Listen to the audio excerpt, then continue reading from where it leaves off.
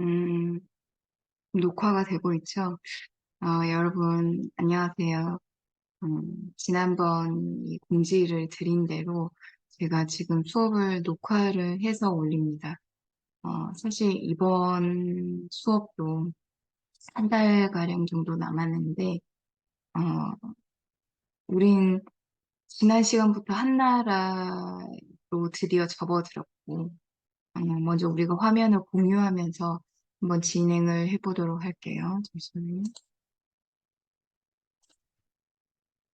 음, 음, 음. 어, 우리는 지난 시간은 그 한대 악보 민가라고 해서 대중들의 어떤 그 대중가요, 어, 그 한 수를 사실 시 한 수를 배웠고요. 노래 가사. 음, 그리고 한나라 같은 경우는 어, 우리가 온라인 상이라서 어쩌면 조금 더 시간적인 여유가 있을 것 같아서 제가 한 부를 잠깐 설명을 드리고 한나라 안에서는 고시 19수라고 해서 이렇게 총 세 파트로 이 한나라 문학을 우리가 함께 해볼게요. 지금부터 한 부를 한번 해볼 건데, 음, 우리한테는 낯설 수 있지만, 여러분, 한나라가 우리가 400년이고, 그리고 그 뒤에 이어서 위진남북조라고 해서 그게 한 390년? 약 400년? 그리고 사실 뒤에 막 소식의 적벽부도 있고요. 이게 800년 이상, 그, 문인들, 중국 분들이 썼던 글 쓰는 스타일 문체가 있어요. 그럼 여러분, 우리가 이 문자를 어디서 혹시 보신 적이 있으신가요? 어디서 우리가 봤었었죠? 제가 지금 한번 써볼 텐데, 그 글자가 잘 안 써지니. 일진, 여러분, 시경의 리어이라고 해서 우리가 6개를 배웠었어요. 뭘 배웠었죠? 기억이 안 나시는 게 정상인데, 아이고. 뽕, 야, 풍화송, 뽕야송이랑, 그 다음에, 우, 이, 인, 글씨가 잘 안 써집니다. 이렇게 총 6개를 해서 우리는 시경의 유계라고 배웠었어요. 그 중에 여러분, 요게 지금 이 한푸의 푸이죠. 이게 원래는 여기서 어떤 의미였죠? 기억나시나요? 기억 안 나시는 게 정상인데. 자, 진술하다라는 거예요. 길게 쭉 설명하는 거. 아주 길디 긴 것. 여러분, 얼마나 긴지 우리 한번 좀 볼까요? 이게 지금, 부작품이 이렇게 많이 있는데, 그 중에 우리 대표적인 작품, 시도후라는 작품이 있습니다. 물론 여기에 지금, 여기 옆에 이런, 이 초록색은 기억이긴 한데, 어, 많이 길어요. 이어서는 또 똥두후라고 해서, 이것도 부작품입니다. 같은 작가가 썼어요. 여러분, 길죠? 한나라 때 무엇을, 왜 이렇게 그 길게, 길게 쓰는 이 문체가 한나라 때 유행을 할 수가 있을까요? 우리가 딱 한나라 하면 한부라고 할 정도로. 왜 이런지를 우리가 좀 봐야 될 텐데. 어, 여러분, 음, 친할아버지와 여러분 좀 대화를 많이 하셨나요? 저는 이 할아버지께서 한 나이가 지금은 90이 넘으셨는데 90까지 일을 하셨었고 몇 년 전에 제가 그 공부를 할 때 그 할아버지께 제가 인사를 드리러 갔었었고 그때 할아버지랑 제가 단둘이 산책을 처음 했었어요. 할아버지께서 저한테 상금아 나는 공부를 너무너무 하고 싶었었다. 내가 너무 공부를 하고 싶었다. 근데 전쟁이 있었었다. 그리고 그래서 나는 바로 일을 시작을 했었어. 너의 할머니는 어, 딸이라서 이 초등학교도 겨우 나왔어. 저는 그때 처음 들어봤었거든요. 그 할아버지의 이 속마음을. 여러분, 당장 제 할아버지만 하더라도 이미 전쟁을 겪은 세대인데, 과연 제가 제 친할아버지의 마음을 제가 과연 진짜 이해를 할까? 이미 저는 뭐 기본 교육을 굉장히 아무렇지도 않게 받고 자란 세대거든요. 근데 이런 전쟁이 여러분 1, 2년으로 끝나는 게 아니라 춘추전국 플러스 우리가 뭐 진나라 말에 또 혼란하잖아요.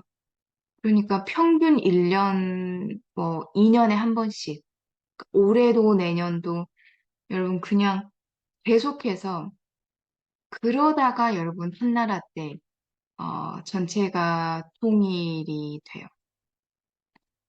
음, 그러면 이때부터는 그 전에는 매일매일 남편이, 동생이 이 죽어가는 것을 혹은 부인이 그 노예로 끌려가게 되는 그 상황, 어, 사랑하는 사람과 사별하는 그 두려움에서 이제는 조금씩 벗어나고 있어요. 너무 오랜만에 사람들이 그 평화를 맛봐요. 전쟁을 안 치르니까. 그래서 그 생활 수준도 조금씩 높아져 가고요. 그러면서 여러분 사람들이 이 한 나라의 그 위대함, 이 나라 안에 내가 속한 것에 대한 그 굉장한 안정감, 고마움, 내가 이 나라의 부디 오래 가기를, 이 나라가 어, 이 강대함을 표현을 해줄 만한 문체가 필요했었어요. 그래서 이런 걸 굉장히 길게 길게 그거를 진술해줄 문체가 필요했어요. 이런 이유가 첫 번째 이유고, 여러분 두 번째, 어, 음, 이 문인들이 이 왕 밑으로 내려가잖아요. 그러면 여러분 사실 이때부터는 처세술이죠. 뭐 칭찬은 고래도 춤추게 한다. 여러분 왕을 찬양을 하고 왕의 덕을 왕의 아름다움, 뭐, 왕실의 아름다움, 뭐 대단함 그런 걸 드러내줄 만한 글들을 써서 이 왕의 어떤 자존심을 지켜줍니다. 왕을 지켜 올려줍니다. 그러면 여러분 그거를 어떻게 쓰냐면 잠시만요. 음, 그걸 어떻게 쓰냐면 예를 들면 그 내 나라 궁전의 모습을 어, 하늘 아래 이 땅 아래 어, 그 의리의리한 우리가 어떤 궁전의 모습이 있다면 음, 뭐 경복궁을 중국 분들은 중국에서는 뭐 천안문을 어, 여러분이 그 표현을 할 때 거기에는 프라이드도 들어가 있고 어, 우리나라 힘이 이 정도다. 음, 다른 나라 사람들이 왔을 때 이게 기세에 눌리도록 어, 한자로 표현을 하는 거예요. 그걸 어떻게 하냐면 예를 들어 이렇게 막 계단이 있고 이러는데 그 궁전 기둥을 여러분 전부 다 한자로 한번 새겨보는 거예요. 궁전의 처마도 그 계단 하나하나씩 예를 들면 이거를 금으로 다 만들었다고 얘기를 해보는 거예요.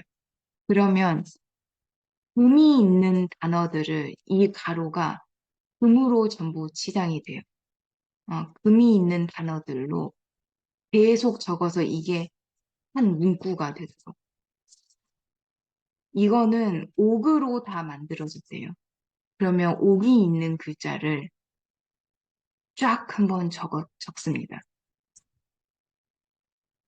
그래서 꼭 건물을 이 한자로 빚어내듯이, 건축하듯이, 조각하듯이 이걸 쫙 나열을 하면서 거기에 발음이 비슷하니까 그 음악적인 또 효과도 나요. 어, 여러분, 근데 이 나라의 어떤 뭐 위상을, 그 아름다움과 뭐 어떤, 어, 대단함을 이런 식으로 표현을 하다가 이게 여러분 진짜 사람과의 어떤 그 사람의 본질? 그것과 가깝지 않는 것은 결국 끝이 조금 빨리 오는데 이걸 쓴 대표적인 작가가 예를 들면 사마상여라고 있어요. 스마샹루. 어, 이분도 약간 일종의 그 현타가 온다고 하죠. 그리고 어, 처음 이 나라가 통일이 됐을 때 느껴졌던 그 안정감을 우리가 세대가, 한 세대를 우리가 30년이라고 보면 그 세대가 조금만 지나면, 어, 그걸 잊게 되죠. 왜, 어떻게 이 안정감이 오게 됐는지를. 저조차 이해를 못하기 때문에, 저도. 어, 그래서 우리가 그 서안에서 동한 시기로 건너오게 되면 여러분 어, 그 슬슬 부는 부예요. 부는 부인데 음, 이제는 그냥 내 감정을 전달하는 내용이 담겨져 있는 부. 그래서 산티 다부 서한 시기에는 이렇게 산문체로 쓴 편폭이 큰 부가 유행을 하다가 동한 시기로 넘어오게 되면, 이거 사실 200년이 넘는 시간인데, 이쪽으로 넘어오게 되면 서정소부, 수징셔부, 내 감정을 적는 그런 편폭이 작은 부 스타일로 바뀌게 됐다. 음, 네. 여러분, 이게 이제 부, 한 부의 핵심입니다. 이 정도만 하면 음, 괜찮지 않을까 싶고, 이제 한번 넘어가 볼까요?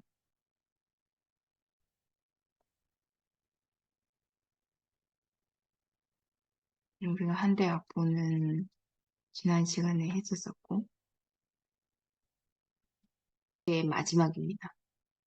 음, 여러분께서 그 중국 시를 딱 접하시잖아요? 그럼 우리가 알고 있는, 사실 그 대부분의 중국 시는 5원 아니면 7원으로 이루어져 있어요. 예를 들어보면, 우리가 중국 문학의 뭐 특징할 때, 음, 이거 한번 볼까요? 우리 이거 예전에 이쪽을 했었었는데, 어, 여기 보겠습니다. 海内存知己,天涯若比邻, 5원으로 되어 있고요. 그 다음 거 볼까요? 同是天涯沦落人, 相逢何必曾相识. 그 다음, 莫愁前路无知己, 天下谁人不识君. 7원입니다. 그러면 5원으로 쓰는 경우가 굉장히 많은데 그 시작이 언제부터냐? 제가 지난 시간에 말씀을 드렸었는데, 우리가 이인말 방방구싱을 할 때, 이게 한대 악보 민가였었잖아요. 칭칭河畔草, 绵绵思远道, 远道不可思,素昔梦见之. 여러분, 이걸 정말 문인들이 이 한대 악보 민가, 음, 문인들이 이 한대 악보 민가를 이거를 따라서 그 문인들이 한번 따라서 써봐요. 대중의 것을, 민중의 것을 비슷한 느낌으로. 그걸 몇 원으로요? 5원으로. 근데 이게 어떤 문인이 그걸 썼는지 기록이 안 돼 있어요. 익명인 거예요. 그래서 그거를 뭉뚱그려서 이거를 나중에 한나라 그 다음은 바로 위진남북조잖아요. 위진남북조 시기 사람들 눈에는 이때 사람은 대체적으로 문인들이 이 전시기, 이 한나라 문인들이 쓴 오원시가 옛날 시가 되어 이 뒷사람들의 눈에는 그래서 구시라고 했었었고 그 중에는 원래 여러분 30수가 남아 있는데 이 구시들 가운데 이 남조 시기가 송, 지, 량, pen 가운데 이 양나라 때 어떤 모 태자가 이 전시기 모든 이 시와 문을 정리한 시문 총집이 있어요. 종지. 그거를 우리는文选이라고 합니다.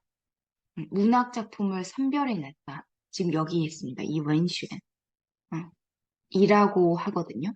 제가 이거 가지고 박사 논문을 썼었는데 여기에 수록된 한나라 문인들이 쓴 5원으로 쓴 19수의 시 그거를 우리는 부시十九首라고 합니다. 그렇다면 다시 음, 여러분 처음부터 우리가 춘추전국 시기는 써볼게요.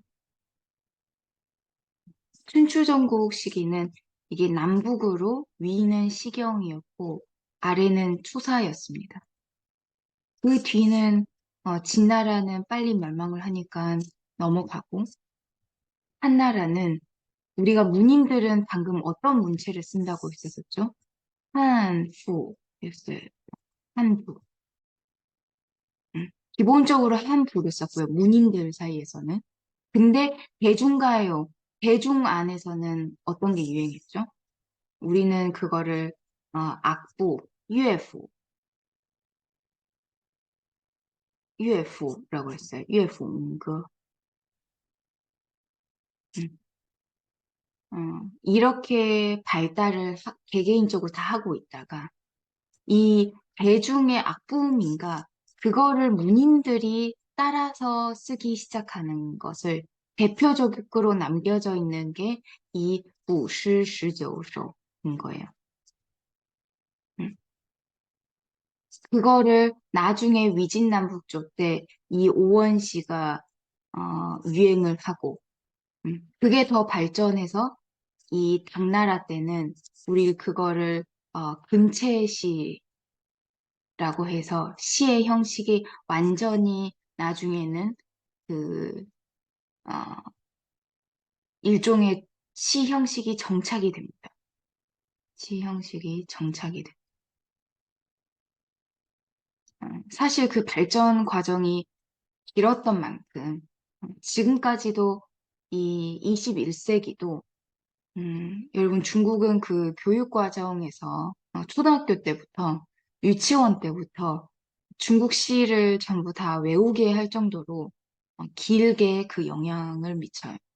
그래서 여러분이 중국 분을 만나시게 되시면, 여기 중국 학생분들 많이 계시는데, 어, 중국 분들 사실 대부분 적어도 몇 수씩은 모두 다 외우고 있을 겁니다. 음,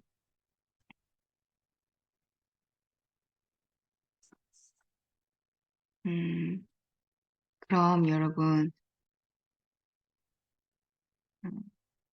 음, 한대 악부 때부터, 어, 대중들이 敢于哀乐原是而发라고 했었어요. 일상생활에 연유해서 내 감정이 발생을 하게 되는데, 그 감정이 뭐 슬프고 기쁜 것으로부터 감정이 자연스럽게 드러났다. 그럼 여러분 문인들이 이걸 분명히 한대 악보민가를 따라서 쓴 이 구시十九首는 음, 이 거기에서 문인들의 간유 알러原始而发는 그 느낌이 어떻게 다를까요? 음, 여러분, 그 깊이가 조금 달라요. 어, 그, 우리가 지난 시간에 배웠던, 그 인마 장城구싱 기억나시나요? 어떤 내용인지? 전쟁이 담겨져 있었어요. 음. 근데 그래도 그 악부시는 늘 이 대중가요에는 여러분 민간에서 생겨나서 그 감정이 굉장히 어, 진짜 건강해요. 제가 여기 건강하다 써놨는데 감정에 늘 여러분 그 희망이 담겨 있어요. 대부분이 희망적이에요. 뭐 절망으로 빠지거나 어두운 느낌으로 이게 마무리되는 느낌이 적어요. 그 죽겠다 죽겠다 하고 있는 거가 없어요. 이 민가 쪽은 늘 그래 왔었는데. 근데 여러분 이 구실시조서는 문인들이 썼다고 했죠. 문인의 예술은 여러분 어, 이게 지금 한나라 중반에서 뒤로 가는 어떤 시 스타일인데 한나라는 시간이 조금만 지나면 여러분 이게 가문 대대로 고관대작 자제들로 태어나가지고 먹을 것도 많고요. 그 먹고 사는 것이 걱정이 안 되잖아요. 근데 그 어떤 마음의 이 공허함 그걸 느껴요. 그렇다고 이게 뭐 비관적인 태도란 건 아니에요. 근데 잘 생각해 보시면 같은 문인들인데 그 힘든 시절의 춘추전국 시기 음, 이때 사람들이 진짜 그 극한 속에서 살 때는 모두가 그 생각을 이 확장을 하려고 했고 그 어려움 속에서 어, 정말 희망을 찾아가고자 했는데 여러분 이 한나라 점점 지나서 200년, 300년 여러분 이제 그 끝이 왔을 때는 이 동한 말은 여러분 음, 이게 평화에서 다시 혼란스러움이 오고 있는 과정에서의 민인들의 시에는 희한하게도 어떤 꿈과 그 이상을 찾는 것보다는 왜 이렇게 삶이 유한하지? 왜 이렇게 삶이 짧지? 삶이 왜 이렇게 힘들지?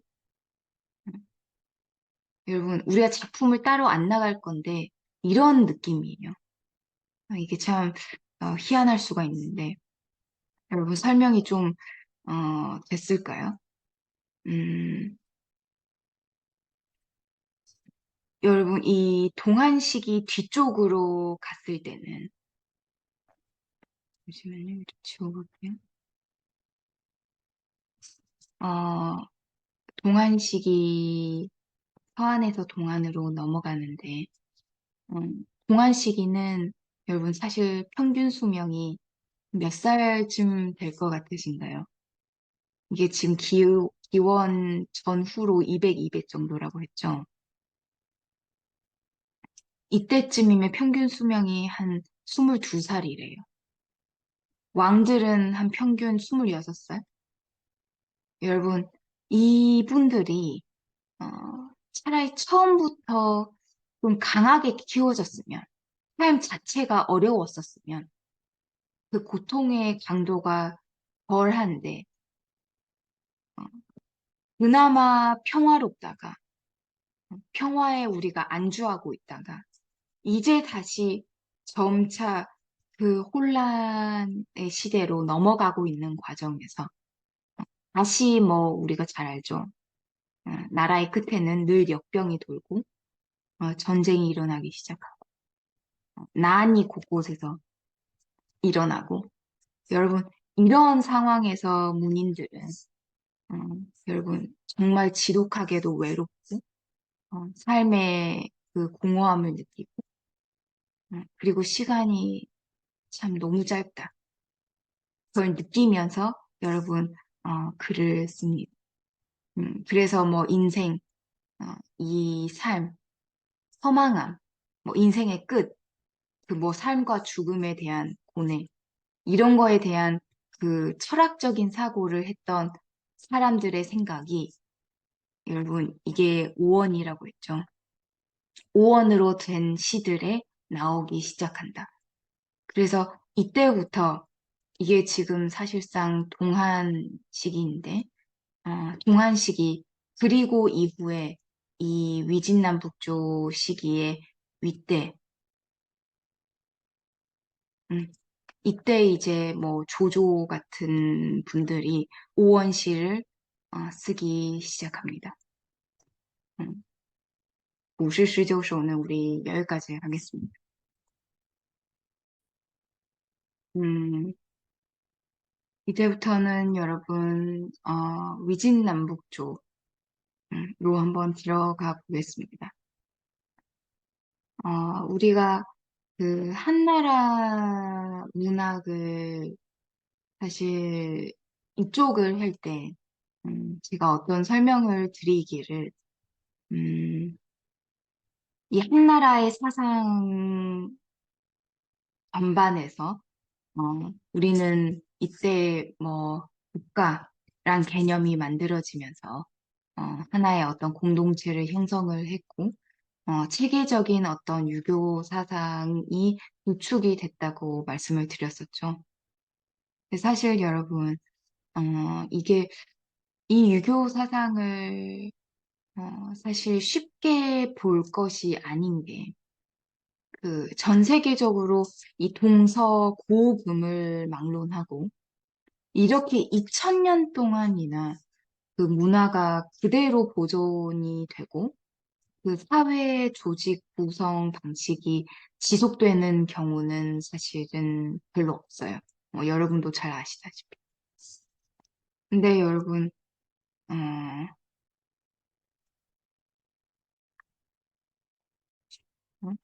화면 내려볼게요.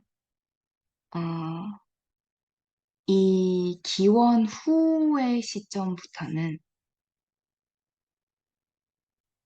이게 동한 시기이고요.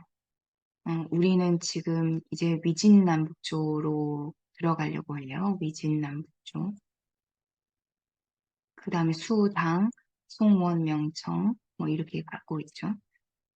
어, 이 기원 후의 시점부터 중국 역사에선 여러분, 기존 우리가 원래는 한족만 있었는데 기존 한족 중국만의 어떤 문화의 외부 음, 그 어떤 다른 문화가 제가 여기에 타 문화라고 적어놨죠. 음, 다른 문화가 여러분 유입이 되면서 문화 간의 큰 충돌이 일어나요. 우리는 보통 중국 역사에서 아주 큰 두 번의 어떤 충돌이 있었다라고 말하는데, 그게 언제일까요? 제가 여기 써드렸지만, 한 번은 이 위진남북조 시기, 지금 배울 시기이고, 한 번은 우리가 잘 아는 이 아편전쟁 이후 서양과의 문화 충돌이 잠시만요. 이 글을 한번 지우고 음, 화면을 내려보겠습니다. 음, 여러분, 음, 1840년이죠. 이바스의 아편전쟁. 어, 이 아편전쟁 이후 그때부터 여러분 사실 이 지금까지 우리 그냥 다른 거 다 빼고요. 사실 한국도 마찬가지고 중국도 그 어렸을 때부터 받고 있는 모든 이 교육 시스템 전부 다 서양 거죠. 어쨌든 중국의 여러분 이 현대 사회는 음, 사실 서양의 문화가 들어오면서 그 중국과의 어떤 사상 충돌이 음, 사실은 굉장히 강하게 있었던 편이었고 뭐 정치 경제적으로는 여러분 이 등소평이 78년에 이实事求是 실사구시의 그 시장경제 정책으로 이때부터 뭐 개혁 개방을 시도를 했고, 어, 여러분, 98년도부터는 중국의 그 부동산 시장도 생기고요. 그 과정까지는 여러분, 서양이 늘 강세를 이루다가, 근데 최근에는 여러분, 중국에서 자주 쓰고 있는 표현이 있습니다. 제가 여기에 적어놨는데, 现在是百年未有之大变局. 여러분, 지금은 100년 이래 있어 보지 못한 대변혁의 시대래요. 뭐가 변하고 있는 걸까요? 이전에는 아편전쟁 무렵부터 시작해서 어, 아주 오랜 시간 늘 서양 중심의 문화에서 그 중심축이란 게 있는데 그게 서서히 다시 변화를 하고 있을 수도 있다. 어, 혹은 미국이 원래는 그 일종의 어떤 패권 국가 자리에 있다가 이제는 점점 여러분 이 나라도 그리고 다시 세계 정세가 뭐 러시아, 중국, 어, 북한 그리고 뭐 미국, 한국, 일본, 유럽 약간의 어떤 대립 양상으로 접어드는 시점이다. 이러다 보니까 이제는 여러분, 뭐, 미국 나라 한 나라만의 어떤 큰 권력 눈치를 안 보고, 전쟁이 사실 뭐, 좀, 곳곳에 더 빈번하게 일어날 텐데, 앞으로도. 그래서 약간, 삼국지 시대처럼 권력이 다시 나눠지고 있는 모습이죠. 어쨌든 그 아편 전쟁 이쪽 시기, 이 뒤의 이야기는 여러분, 우리가 다른 수업에서 여러분께서, 이어서 들어보시면 될 것 같아요. 그럼 다시 우리가 첫 번째 충돌이 이, 잠시만요. 이 위진남북조 시기인데, 중국 문화에서 그 아주 중요한 부분이 여러분, 이 동한 시기에 불교의 중국 유입이에요. 동한 시기에 불교가 중국에 들어와요. 음, 여러분, 한민디 제가 여기 있지만 한민디 료庄이라고 있습니다. 이게 동한 초인데 지금 AD로 넘어온 거예요. 이 민디가 여러분 꿈속에서神人, 보사가 몸에서 막 그 빛을 뿜어내는 그런 꿈을 꿔요. 그래서 신화를 시켜서 서쪽의 그 유목민족의 두 고승을 그 두 고승을 이렇게 모셔오고 그쪽에서는 흰 말에 흰 말에 어, 경전들을 이렇게 메고 경전을 말에 싣고서 수도 낙양에 도착해요. 우린 그걸 가리켜서 여기 써놨지만 마이마 도어징이라고 합니다. 음, 그것이 용빙산년 한 AD 이게 60년. 네. 음. 그 뒤로 이때 수도에 어, 이 한, 이 한민디가 그 환영의 의미로 이 마이마스에다가 절을 AD 한 68년에 절을 하나 세우게 됩니다. 이 마이마스가 지금도 있거든요, 중국에. 그러니까 이게 불교가 중국에 들어와서 중국 정부 관청에 세운 첫 화원 절이에요. 그러니까 루어양에 지금도 아직도 남아있다. 그러면 여러분 이때부터 이 경전들에 나오는 많은 불교 용어들이 중국어로 그 의미가 오롯이 번역이 되는 데는 시간이 조금 필요했어요. 그리고 쭉 조금씩 조금씩 그 문인들이 불교 경전을 공부를 하기 시작해요. 그러면 점차 이 중국어 표현 안에는 원래는 없었던 단어들이거든요.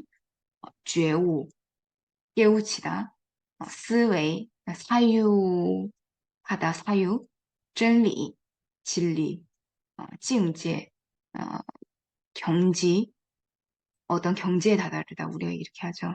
신신성인, 어, 마음과 마음이 서로 그 도장을 찍듯이 이거 뭐죠? 약간 서로 통하다,缘分, 인연. 여러분 이런 단어들이 이때 처음으로 중국어 안으로 그리고 중국 사람들의 그 사유 안으로 녹아들게 돼요. 그래서 여러분 만약에 우리가 뭐缘分, 우리가 진짜 인연이 있네. 뭐 이런 표현에 만약에 익숙하다면 사실 이미 불교 사상이 우리의 생각 안으로 이게 들어와 있는 거예요. 그 다음에 위진남북조 시기의 이 두 번째.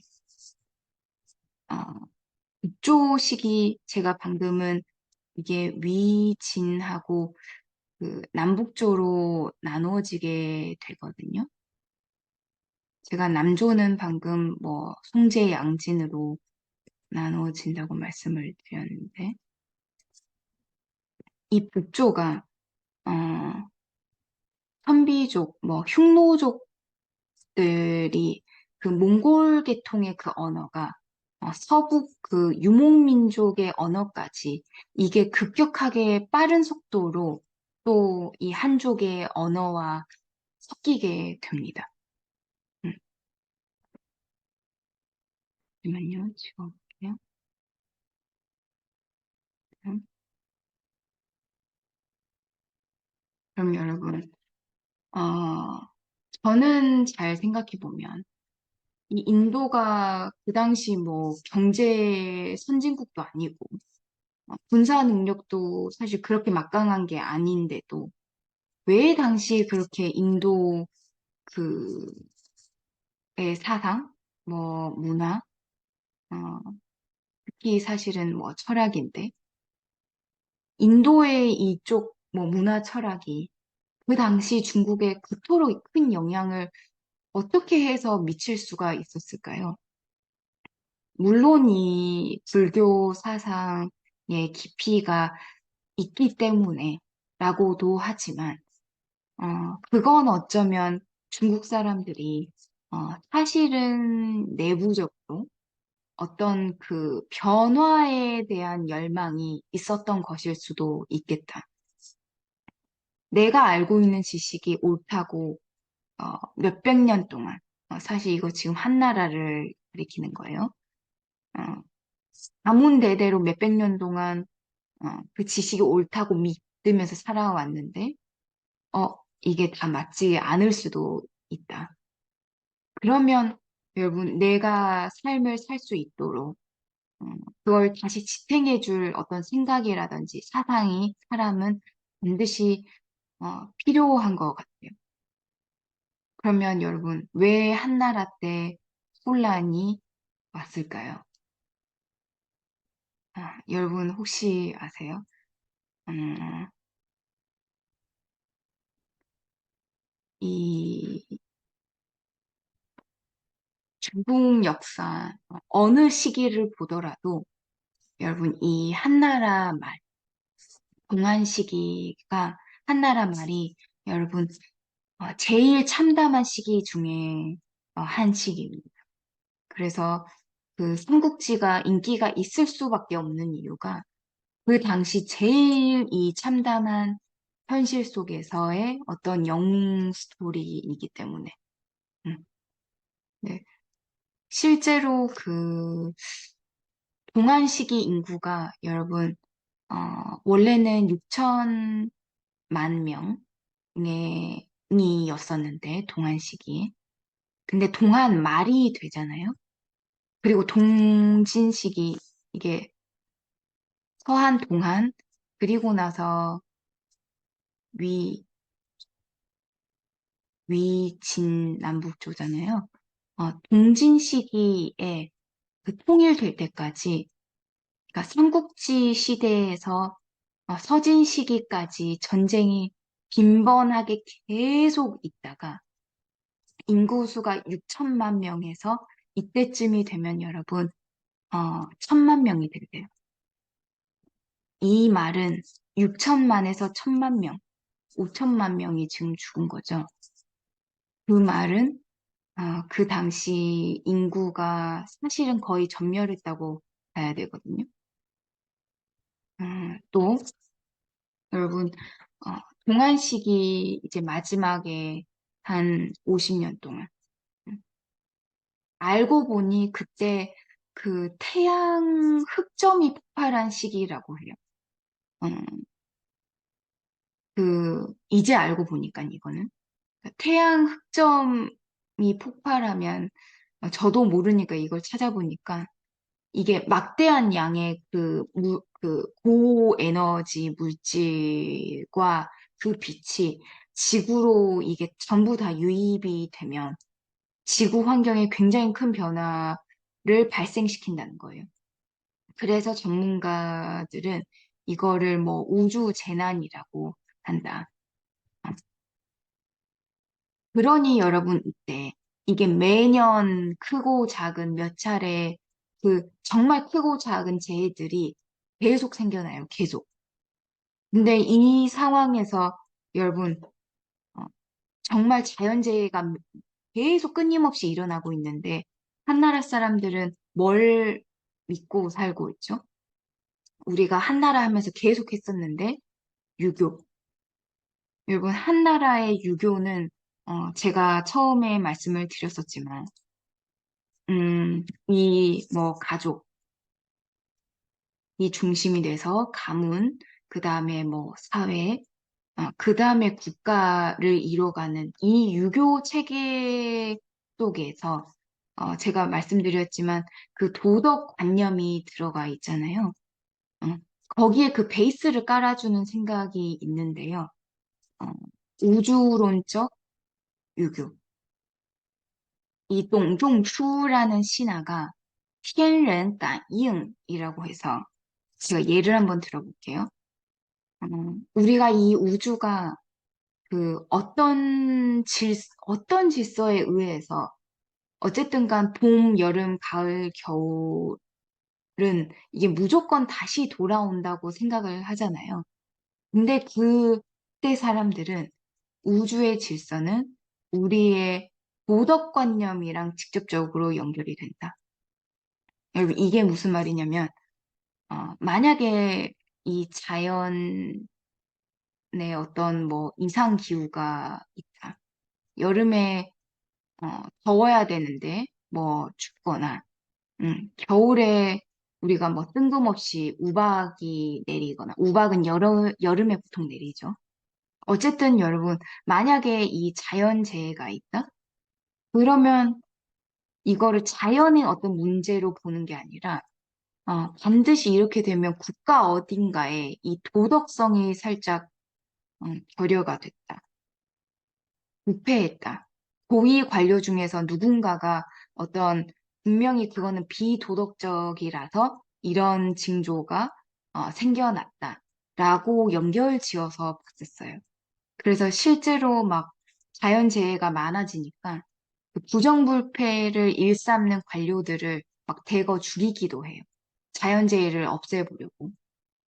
음, 근데 여러분, 이게, 온갖 그 자연재해로 진짜 사람들이 그 생사의 갈림길에 놓여 있을 때는 우리도 만약에 그 코로나로 만약에 약이 없는 상태에서 아, 잘 생각해 보세요.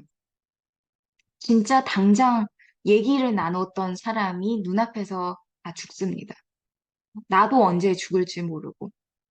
근데 이런 문제를 과연 이 유교 사상이 해결을 해줄 수가 있을까요? 여러분, 어, 그 전에는 이게 몇백 년간 한나라 400년이잖아요. 도덕을 근본으로 한 그 윤리 체계가 구축이 되어 왔었는데, 이제는 이게 흔들리기 시작해요. 인구도 방금 말씀드렸지만, 이건 반토막이 아니라 방금 6분의 1로 줄어들었거든요. 공한말 그 50년에서 60년간. 그래서 제가 여기 삼국지를 적어놨는데, 어떤 특징이 있게 되냐면, 뭐, 초창기에는 뭐, 류부, 여부라든지, 여러분 정말 뛰어난 그 장군들이 처음에 등장을 많이 합니다. 근데 이게 뒤로 가면 뒤로 갈수록, 이런 뛰어난 장군들이 거의 안 나와요. 뒤로 가면 뭐 제갈량?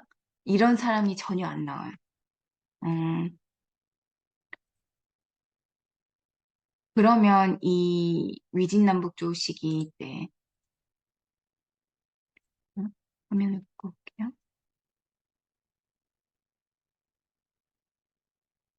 음. 이 위진 남북조 시기 때부터는 그럼 어떻게 되냐? 이 도덕적 규범으로는 그런 자연재해라든지 이게 인간이 어떻게 할 수 있는 문제가 해결이 이게 안 되는구나. 정치적으로도 굉장히 혼란하고. 그래서 여러분, 노자, 어, 장자, 그 사상을 문인들이 숨기 시작해요. 거기에 여러분, 주역을 같이 공부해요. 여러분, 제가 방금 뭐라고 말씀을 드렸죠? 노자, 장자, 주역. 이 세 개를 같이 공부하는 것을 현학을 공부한다. 라고 해요. 어, 거물현이죠. 아주 심오한 학문이다. 현학을 공부한다라는 표현이 나옵니다. 그럼 여러분, 이 책들 느낌이 좀 뭐 오시나요? 사람들이 뭘 알고 싶어 하는 거예요? 음, 제가 그 세상 이치를 알고자 했을 때 펼쳤던 책은, 어, 논어나 뭐 맹자, 이런 책들이 사실 아니라, 어, 노자나 장자, 아니면 뭐 황디슈. 여러분, 이런 사람들이, 그리고 사람들이 어, 또 주역책 같은 거를 같이 봤어요. 진짜 세상의 이치는 뭘까? 이 당시 사람들은 깨우치고 싶어 했고요. 그 마음이 여러분 다들 그 이기적인 뭐 개인의 어떤 그런 것이라기보다는 그래도 여러분 그 선을 향한 의지가 있었었던 그래도 그 다른 길로 가야겠다는 마음이 있는 상태에서 여러분 그 수련을 하려고 했고요. 참고로 양자역학 쪽에 뭐 닐스 보어 이런 분과 같은 과학자분들이 여러분 그렇게 그 음양 사상이라든지 이 주역 공부를 다 했던 사람들이고요. 그 무엇인가 우주의 원리란 것을 사실 이미 옛날 그 주나라 때부터는 이때 이미 사실 여러분 누군가가 그 우주의 이치 이런 거를 마치 그 관련된 것들을 세상에서 일부러 지운 듯한 갑자기 다 사라지긴 했거든요. 그러니까 원래 주역도 여러분 어, 사실은 쪼이 말고도 이 뭐 옌산이도 있고 그 다음에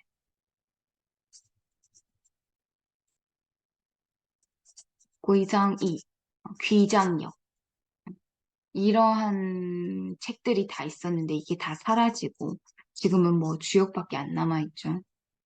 음, 그래서 결론이 뭐냐?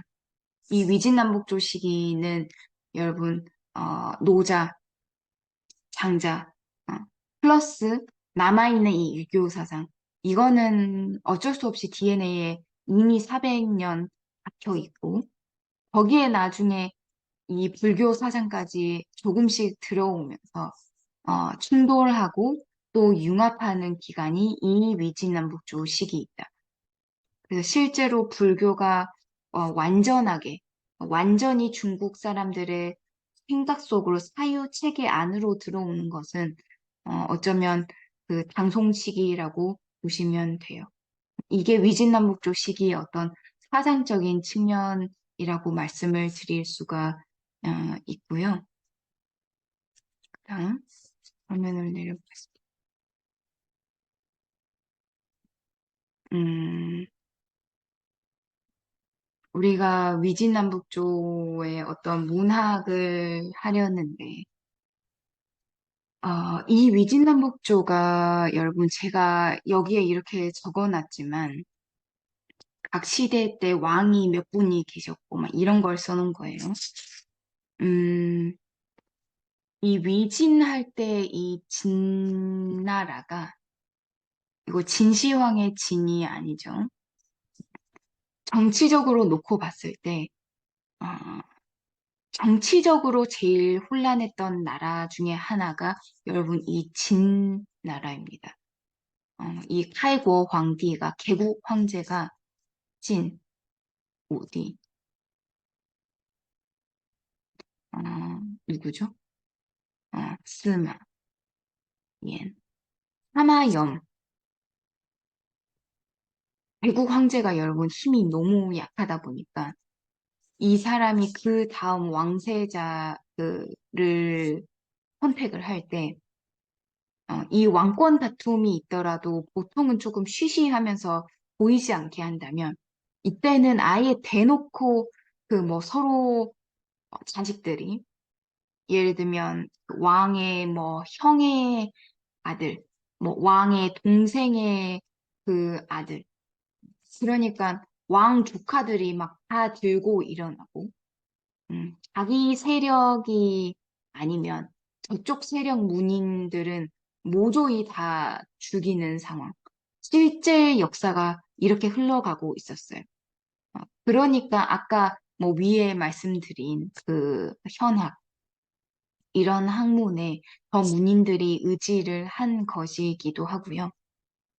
그렇게 여러분, 중원 지역에 이, 이게 황하인데, 어, 이 중원 지역 안에서 이 진나라가 자기들끼리 그렇게 싸우고 있으니까 위에서 선비족이 쳐들어와요. 위에서. 그렇게 여러분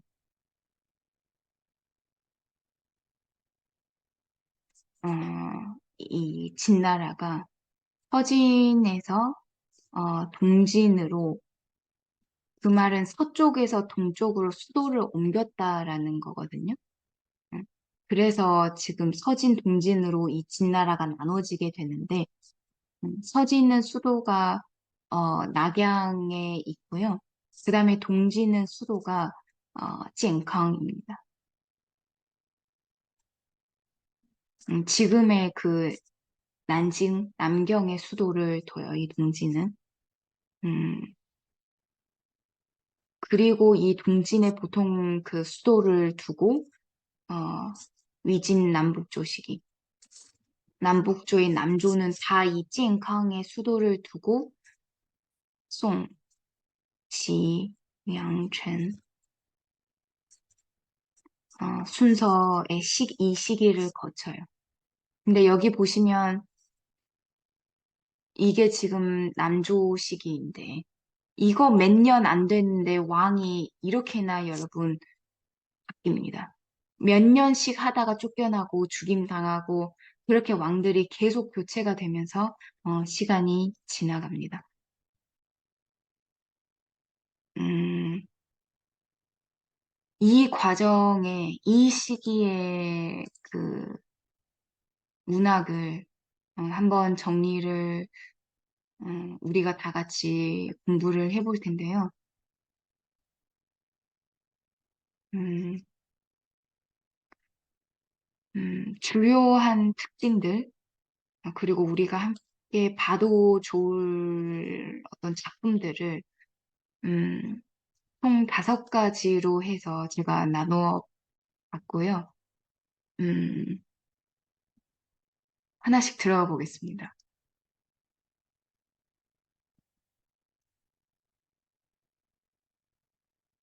음, 첫 번째는 위진남북조 하면 귀족 문학. 제가 이렇게 적어놨어요. 제가 문학 전반을 그 개관을 할 때 위진남북조 시기는 이 귀족 문학 그리고 궁중 문학이라고 말씀을 드린 적이 있어요. 그 사대부들이 여러분 늘 이 권력을 뭐 마음대로 휘두르고 그리고 뭐 사치스러운 생활을 했고 아무런 뭐 걱정 없이 살았을 것 같은 느낌을 갖지만 왜 여러분 이 사대부들이 이렇게 그 흰머리가 아주 젊었을 때부터 20, 30대부터 흰머리가 많이 났는지 우리가 사실 한 번쯤 생각을 해봐도 좋고요. 중요한 건 이분들이 그 어떤 생각을 하고 삶을 살았는지 여러분 한번 볼 필요가 한번 보면 좋겠어요. 이 위진남북조 때 방금 제가 이렇게 말씀드린 것처럼 워낙 혼란스럽다 보니까 보통은 실제 그 싸움을 잘 해서 이 좋은 자리를 차지를 하게 되는 무사들이 많아요. 근데 이 사람들도 여러분, 처음에는 가난한 뭐 집안 출신들인데, 이 사람들이 세력을 키우고, 세대를 거치면서 점차 뭐 권력이라든지 정치, 뭐 문학 등에서 이제는 주류로 자리를 잡거든요. 그래서 특히 이 위진남북조 시기 전체의 문풍이, 문학의 흐름이, 어, 귀족 어, 뭐라고 해야 될까요? 귀족 집안 자제들이, 자제들이 어우러져서 이 문인 집단을 이루어요. 그럼 예전에 저는 이렇게 생각을 했을 거예요. 그럼 이 사람들은 뭐 별 걱정 없이 뭐 태평하게 뭐 시나 쓰면서 굉장히 한가롭게 놀았겠다라고요. 근데 알고 보니까 제가 너무 여러분 뭘 몰랐던 거예요. 이 사람들이, 후대 사람들이 다시 이 시대를 보니까, 여러분, 사실상 이분들이 책임지고 그 혼란한 상황 속에서도 중국의 전통 문화를 이끌고 갔던 분들이었겠구나. 여러분, 음, 우리 같은 경우는 사실 그, 음, 우리는 자유와 뭐 어떤 존중을 우리가 사실 추구를 하지만 어떤 요구를 사실상 받지는 않아요. 그 잠재적인 능력을 여러분 뭐 최대치로 발휘하라. 이런 압박을 받지는 않거든요. 우린 그런 훈련을 받지 않기 때문에 사실 개개인이 그 내면의 최고치를 뭐 끌어올린다. 이런 기가 쉽지는 않죠. 혼자의 힘으로. 근데 여러분, 이 귀족 가문은 어렸을 때부터 그냥 그렇게 살아요. 최고의 뭐 인간성, 최고의 그 품성을 갖추기 위한 그 훈련을 여러분 그냥 받아요. 당연하게, 아주 극단적으로. 계속해서 그 자기 개발을 시켜요. 이런 사람들이 여러분, 어, 정치권에 몸담았던 사람들이니까, 정치 일을 조금 하다가 중간에 잠깐 뭐 좀 쉬는 경우에, 좀 뭐 중간에 잠깐 창작 같은 거를 했던 것이고, 음, 그래서 사실 이 귀족의 이 귀자가, 물질적인 그 뭐 부유하다의 의미가 아니라 이 모종산이라는 분께서 하신 말씀이 실제로는 그게 귀족의 귀자가 정신적인 에너지를 말한다는 것. 그런 이 정신적인 힘이 있어야 한 민족이 다음 세대, 다음 세대에 이게 계속해서 그 살 수 있는 정신적인 에너지를 전달을 하는데 이 사람들은 그 정신교육을 실제로 받은 거예요. 이거는 뭐 동서양이 비슷하다는 그 어떤 책의 내용에도 뭐 나오는데, 근데 여러분, 이 분들은 그 대대로 이게, 숨겨서 간직하고 있던 이 웬시엔들이, 문헌들이 다들 그 자기 집에 보관이 되어 있어요. 내 집 사방을 막 보는데 막 국가박물관에 있어야 할 자료들이, 책이, 그림이, 뭐 국글씨, 서예 작품들이 전부 다 내 집에 막 진열이 되어 있는 거예요. 부모는 그러니까 어렸을 때부터 최고의 자료들을 그 모두 알게끔 음, 다 독서를 시켜요. 그럼 여러분 그 베이스가 이 기초가 좀 많이 다르죠. 이미 다른 거예요. 그러면 만약 이 상황에 조건도 지금 다 갖춘 상황인데 심지어 IQ도 높고 뭐 천부적인 재능까지 있고 노력까지 한다? 여러분 어, 이렇게 천재들로 또 크는 거예요. 음, 그래서 뭐 그 중국에서 시엘 링윤 사령 같은 분들이 사실 이렇게 해서 집안 자체도 이렇게 해서 성장한 케이스인데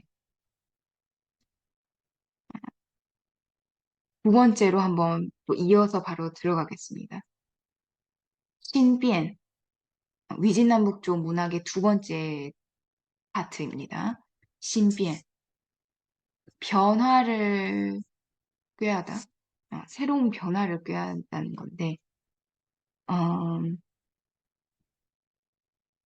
그, 이 위진남북조 시기가 거의 끝나갈 무렵에 이 문인들이 이 당시에 어떤 문학 뭐 비평서나 역사서에 자주 등장하는 그 단어가 있어요. 신비엔이라는 건데 새롭게 변하다. 위진남북조 시기 때 사람의 글을 좀 신기하게도 지금도 볼 수가 있는데 어, 한번 같이 볼까요? 음, 유협 려시의 이 웬신디아오롱이라는 책인데 음, 제가 처음 석사 때였나? 그, 진짜 막 깜짝 놀래면서 사실 이거를 봤는데, 중국어를, 뭐, 한국어도 마찬가지고, 꼭 모국어라고 이거를 잘할 수 있는 게 아니잖아요. 근데 중국어를 잘한다는 게 이런 거구나 하면서 제가, 아, 진짜 와, 이게 진짜 잘 쓰는 거구나라는 거를 제가 감탄하면서 봤었던 책인데, 어쨌든, 문학 비평서입니다. 웬신디어롱. 어, 웬신디어롱 중에 통비엔이라는 그 편장에 나오는 글입니다. 잠시만 물 좀 마실게요.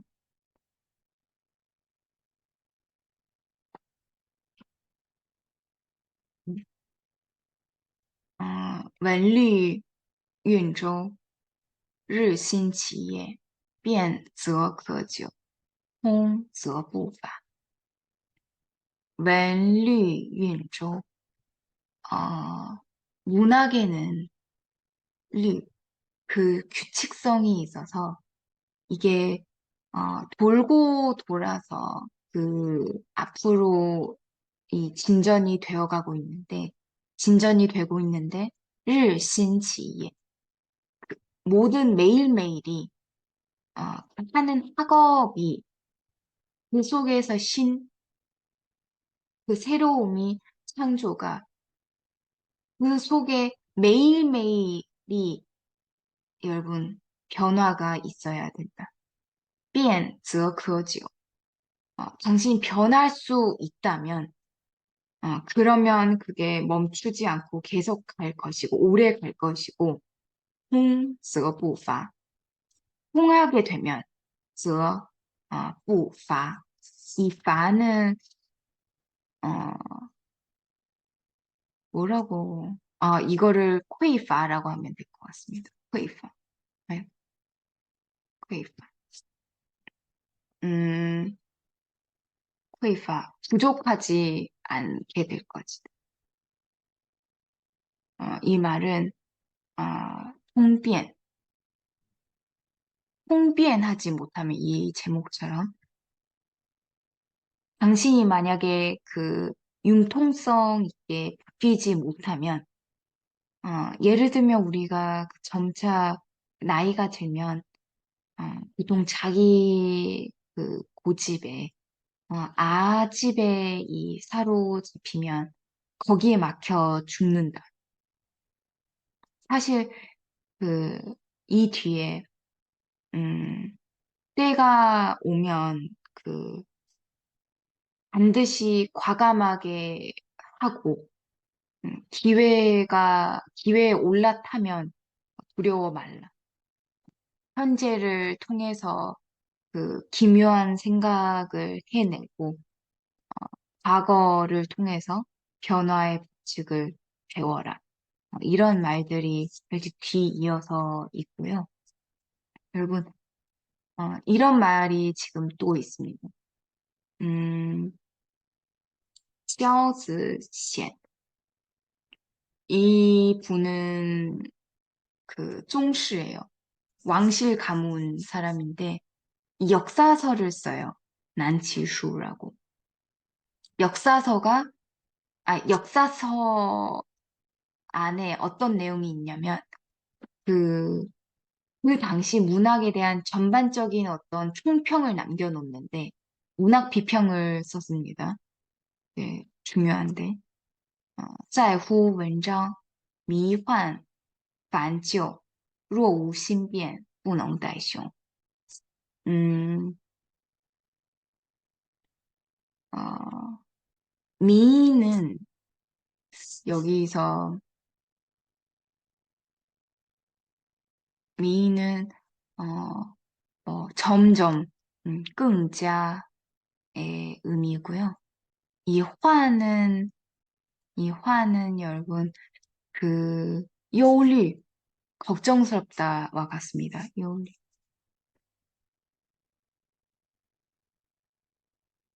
그 다음에 반은 빙판, 평범하다.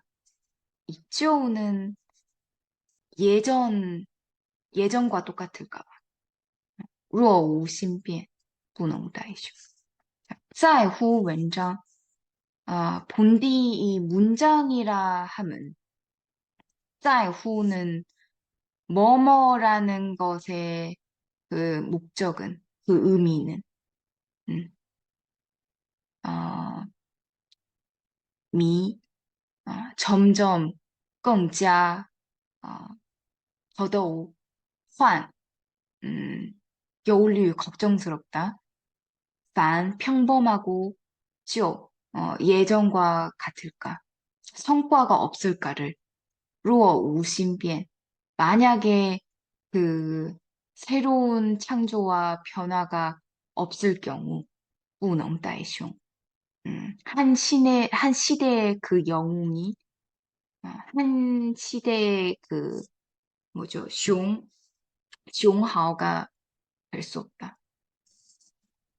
그 시대에서 이전 것만 고수하면 죽는다. 문인들이. 여러분, 문인들이 이런 생각으로 본인들의 그 삶을 그리고 문화를 어, 앞으로 발전을 시켜갔던 거예요.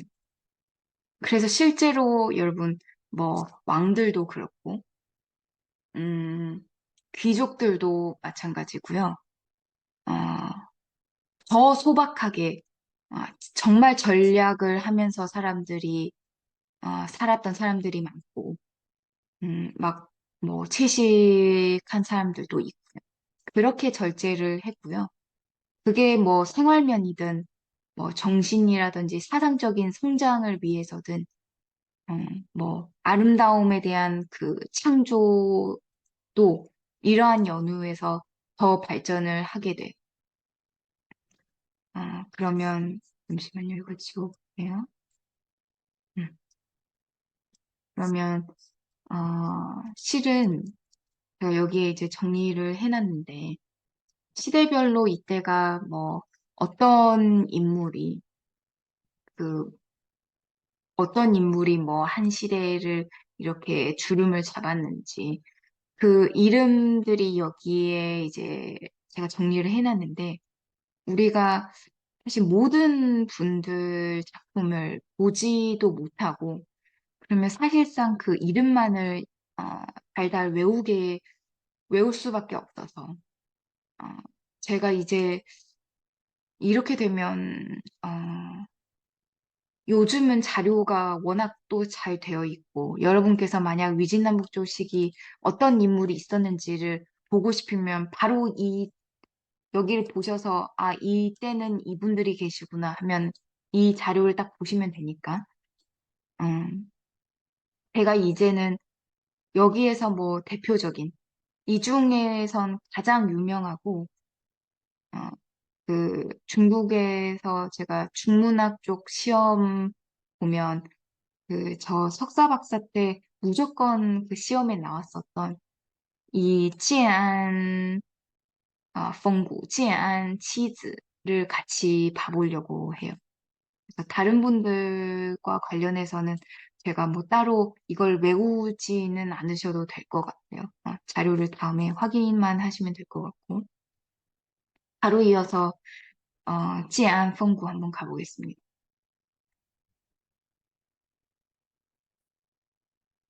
음, 잠깐만요.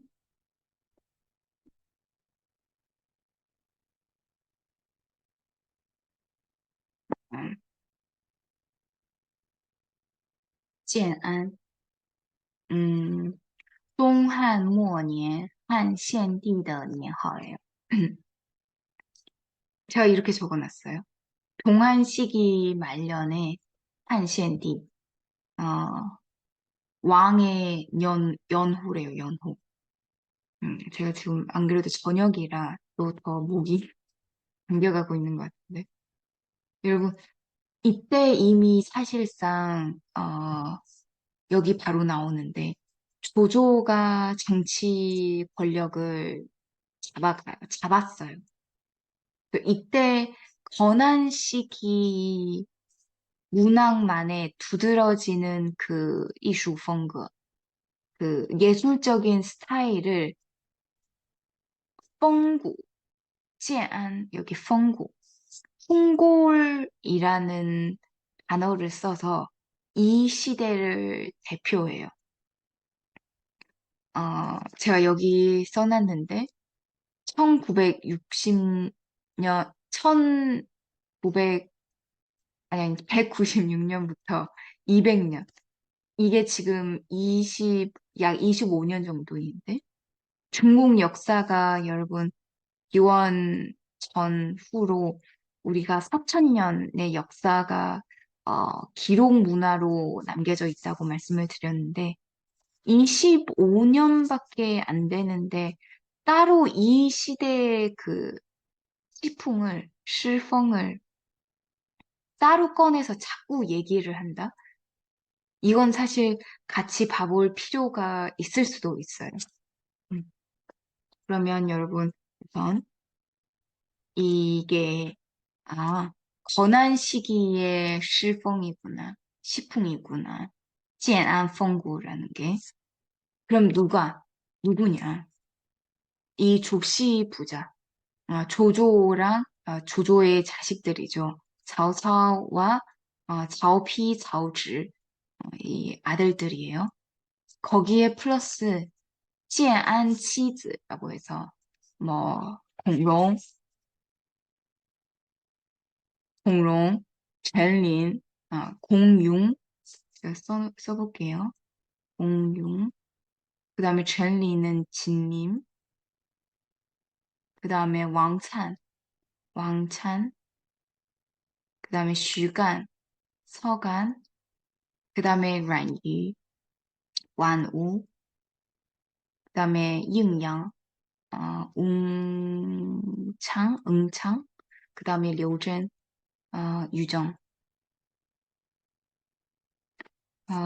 여러분, 이 건한 칠자, 뭐 하는 분들이냐? 뭐 하시는 분들이냐? 여러분, 이 공롱만 이 조씨 가문 세력 아래의 사람이 아니고요.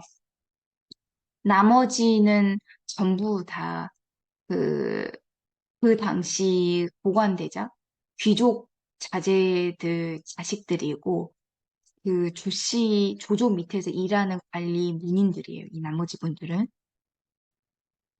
그럼 여러분, 저 다시, 두 가지 단어로 이 분들에 대해 설명을 제가 드려보면, 첫째는 여기 보시면 이 건한 칠자를 나중에 사람들이 예샤풍류라는 단어로 붙여줘요. 예는, 예청이라고 해서 이 업성이라는 곳이 자오차오 이분들이 조씨 정권이 주둔을 해 있는 지역이고요. 시아펑류, 그 아래에서의 풍류. 왜 이런 단어가 있냐면 이 사람들은 그 전에도 없었고 그리고 그 뒤로도 한 번도 없는 어, 이 사람들만의 그 문화 집단을 조성이 돼요. 심지어 그 청나라 때까지, 어, 혹은 지금 중국에서 여러분, 그 중문과생들은 무조건 외우게 되는 사람들인데, 왜냐? 방금 말씀드린 그 성장을 개인적으로, 내면적으로 했던 그 사람들이 이제 다 모이게 되는데, 이 사람들이 서로 여러분, 이 창작을 하는데, 이 창작을 하는데, 이게 최고들이 모이면 여러분, 서로를 질투하지 않고 서로 또 함께 성장하는 분위기에서 진짜 그 문학, 이런 거에 대한 순수한 추구가 있었어요. 마치 그 유퀴즈에서 박진영 씨, 방시혁 씨가 그동안 뭐 함께 걸어온 음악 인생을 뭐 토크하러 나왔었죠. 서로를 질투하는 그런 감정들이 아니라 그 문학이 좋아서 응원을 하는 서로 문학 자체를 즐기면서 함께 성장을 한 그리고 이 자오피가 말을 하거든요.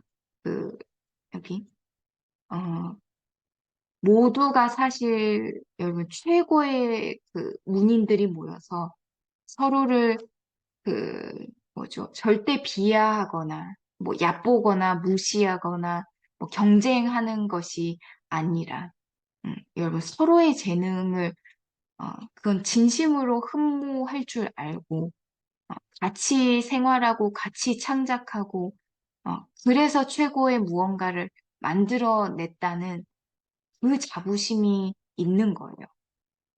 음.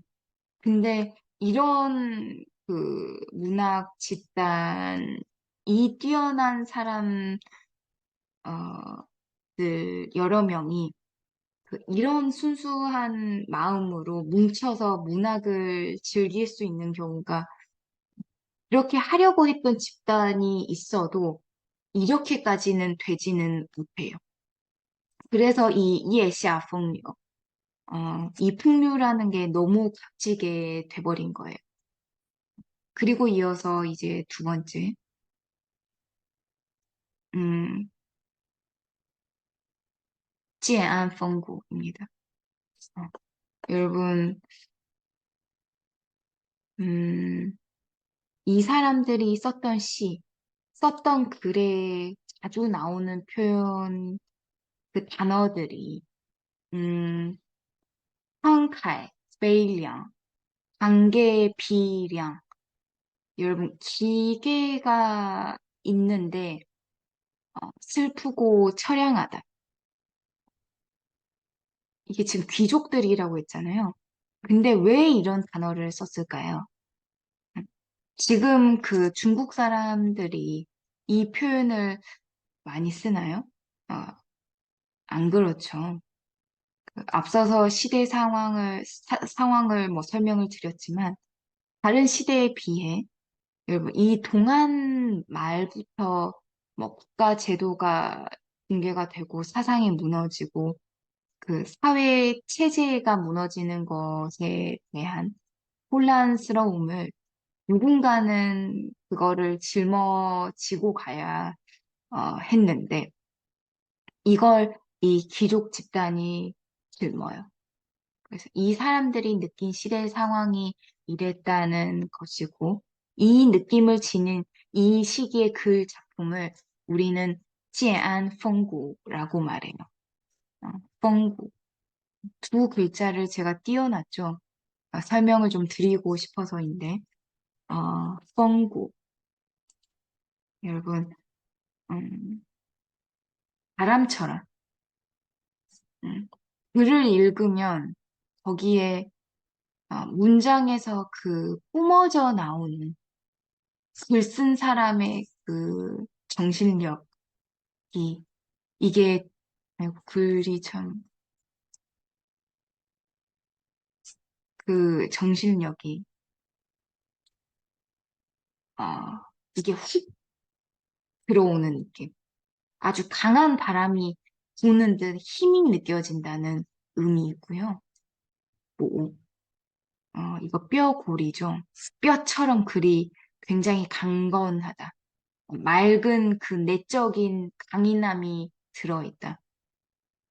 그럼 여러분 제가 이 시기를 대표해서 뭘 한번 같이 여러분과 나눌까를 고민하다가 아, 최고의 글로도 이게 불리우는 어, 그 백알량이 쓴 작품을 제가 준비를 했어요. 여러분 그 누구야? 뭐 굳이 설명을 안 드려도 일단 字가 공명이에요. 그래서 뚜그 공명이라고도 하죠. 제갈공명. 이 호는 우얼롱이고요. 삼국시대에 뛰어난 뭐라고 할까요? 정치가이자 뭐 군사 책략가이자 문학가이자 뭐 서예가이자 발명가이고 많은 사람들의 진짜 그 우상이자 지혜의 화신 이런 표현들이 있죠. 여러분 이분은 또 유비가 뭐 그 쌍구마오 삼고초려에서 모점 온 분이고 한나라 황실을 그 다시 부흥시키려고 다섯 번 그 전쟁을 일으켜서 국벌 그 위로 조조 쪽을 치러 갔었고요.